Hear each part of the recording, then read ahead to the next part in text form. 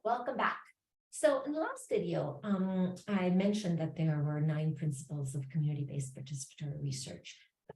Questions about what those principles actually mean. So community-based participatory research, as I mentioned previously, is a branch of action research. It builds on a long tradition of emancipatory practice, especially from the social sciences, dating back to the mid-20th century. CBPR itself was developed within the health sciences in the mid-1990s as a response to problems in mainstream health science research, especially with people of color. They very aptly complained that there is a lack of representation, that research goals didn't match community priorities, that there was a lack of consideration of the ecological factors and social determinants of health, and sometimes that there was frank exploitation.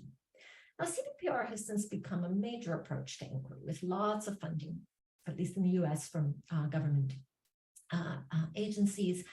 It's expanded use outside of just the health sciences and with many types of marginalized communities and intersecting marginalized identities. So the central premise of CBPR is that community members and academics collaborate as equal partners to conduct research for improving health and well-being through action. Again, it's meant to be flexibly applied, and it's not supposed to be prescriptive, but there is supposed to be a commitment to the 9 principles of CBPR. So as I showed previously, these are the 9 principles. They're easy to find, and lots has been written about them. Let's go through each of them a little bit more. So the first principle is to acknowledge the community as a unit of identity.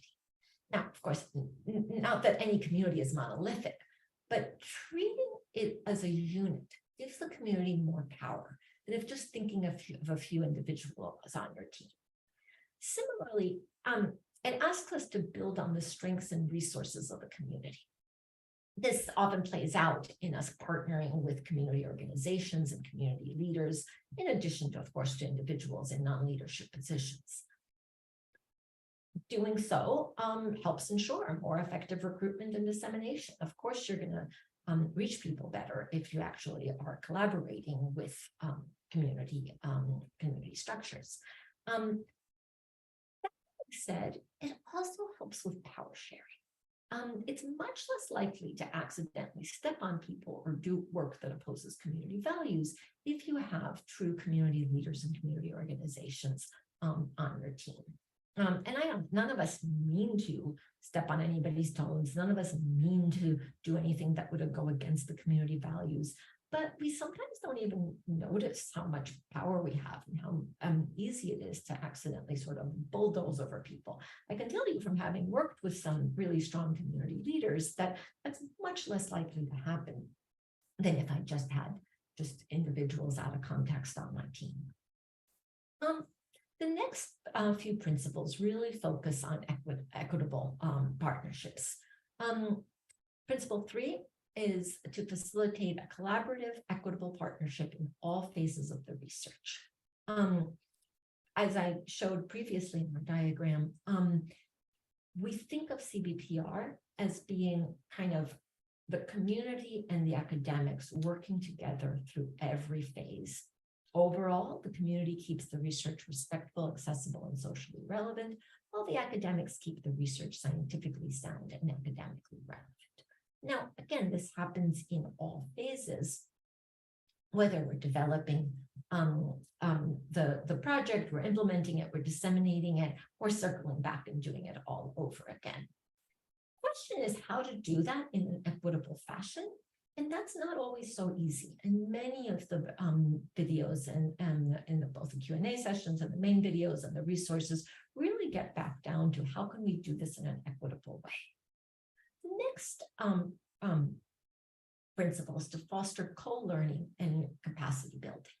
So the co-learning piece is inherent in this model, because when we say that the community partners and the academic partners work together as equal partners, we don't mean that they're actually doing the same thing. What we mean is that they're learning from each other and that they're respecting each other's expertise, whether that expertise comes from book learning learning from professional experience, from lived experience. It's all really important expertise. And academics need to listen and learn from community partners just as much as community partners need to listen and learn from academic partners. The two go hand in hand. So, for example, as we're working through a project, and we're developing it, the community partners make sure that it's meeting community priorities, has community relevance. The academic partners are trying to make sure that it has scientific value and that it meets the funders' priorities. Same thing when we're implementing it. We want to make sure that instruments are accessible, that our recruitment practices are safe and effective. Again, what an academic may be able to contribute is why, in fact, a particular strategy may be more scientifically sound than another. At the same time, a community partner may be able to explain why it is that something may be offensive or may actually backfire and may hurt recruitment or may not be accessible and may give you bad, invalid data. It's by working together and listening to each other and learning from each other that we can ultimately make sure that the project is as good as possible. The last piece of this is fostering capacity building. Capacity building really refers to the capacity of the community to do more and more research on its own, to grow it. Partly, of course, it's bringing in more community members into academia. As I said, encouraging insider researchers is really, really important. But some of it's also just having community partners, even outside of academia, learning more skills, building more capacity to do important work. Again, while also, again, as academics, we certainly grow in our capacity to truly impact change and influence policy, influence communities, is something we're often learning from others. The next principles are really kind of focused on what type of research this is. Again, this is research for action. Principle 5 talks about balancing knowledge generation and intervention. Action research is not meant to be purely research to advance knowledge. It must at least have the possibility, the goal for leading to some form of action or social change, some form of intervention that's going to change something. But still has to be research. This isn't pure activism. It is not pure program evaluation. I've had to sometimes have difficult conversations with community organizations that come to me kind of wanting to do something from, as CBPR, where really there isn't a component that would in some way advance knowledge. So again, it's that balance, that knowledge generation and that intervention, that action, which go hand in hand in CBPR. And then the sixth one says is to attend both local relevance and ecological perspectives.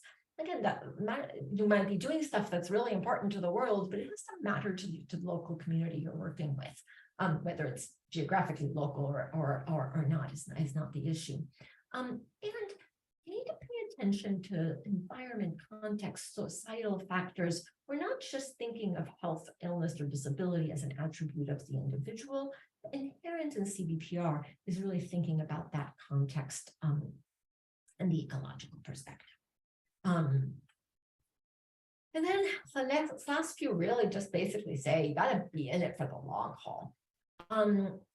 Principle 7 asks you to develop systems using a cyclical and iterative process. I already mentioned that there's all the phases of the research, but really it starts earlier when you're developing your partnership and figuring out how you're going to maintain it. You got to assess the community. What is the problem you're even thinking about? You have to develop the research methodology, collect data, analyze data, determine the results and the conclusions and the implications, figure out what actions you're going to take, what mechanisms you might build in for sustainability, and then round again, because this isn't something that can really be done usually with one project. Principle 8 tells us to disseminate results to all partners and involve all partners in dissemination. This includes to academic audiences, community audiences, and policy audiences. Got a separate Q&A about including community partners as co-authors on scientific papers. And please watch that if you want more details. And then finally, they ask us to commit to a long-term process in group sustainability.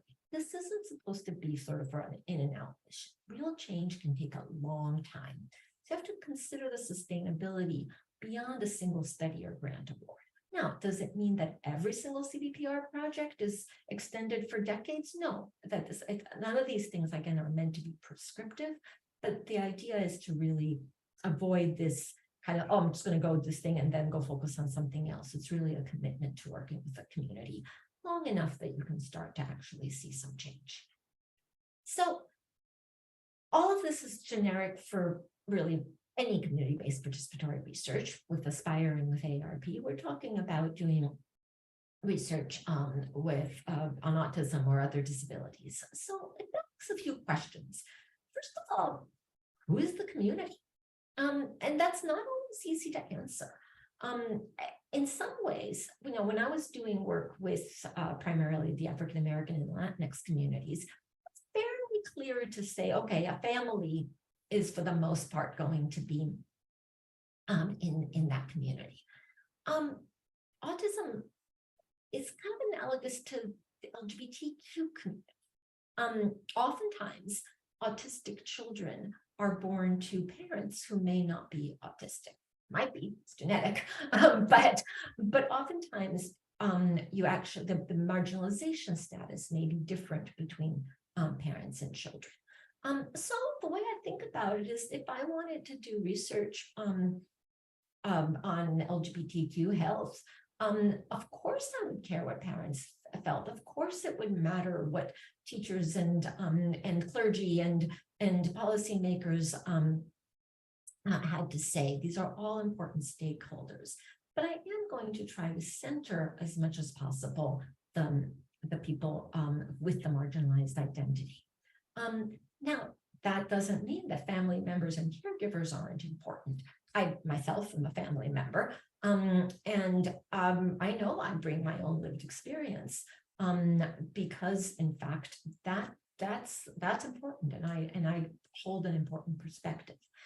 What we try to do is we try to think about, okay, how can we include family members and caregivers in a way that still respects and really centers the voices of autistic people themselves. Well, I just said the voices of autistic people. What about those who can't speak for themselves or who can't participate at all? I don't have great answers for this. We'll talk about that a lot more in the Q&A video about who to include on a team. But certainly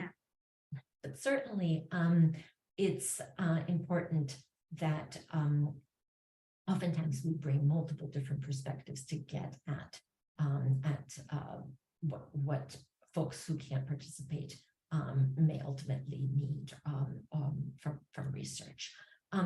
Interpersonal relationships and communication are the key to CBPR, yet we're talking about a disability that is defined by differences in interpersonal relationships and communication. Now, that's not doesn't mean you can't do CBPR. In fact, I actually find it a lot easier to have good interpersonal relationships and communication with my autistic partners and with many other folks. But it does mean that it takes a lot of attention to that. And of course, we have even greater concerns about power dynamics than usual because of the disability aspect of it, and lots of needs for accommodation. And then even greater need for co-learning, information sharing, because this really is a prerequisite for people being able to make informed decisions. The rest of the videos really get at what it takes to do those things. But going from having done CBPR with communities primarily defined by race, ethnicity, to doing CBPR with the autistic community, certainly had to put a lot of thought into what needs to be done a little bit differently. As I mentioned, we have been doing this now with Aspire, the Academic Autism Spectrum Partnership in Research and Education, since 2006, and I can test that it's certainly possible and really quite rewarding to work with autistic people and other stakeholders using a CBPR model. So what does it take to be equal partners? As I said, true commitment to equal power sharing in every phase from start to finish. Lots and lots of work. Again, a lot of the other videos will talk about how that's done. continuous evaluation, and creative solutions. And just ultimately, please don't pretend to do CBPR if you aren't truly committed to trying to reach its principles.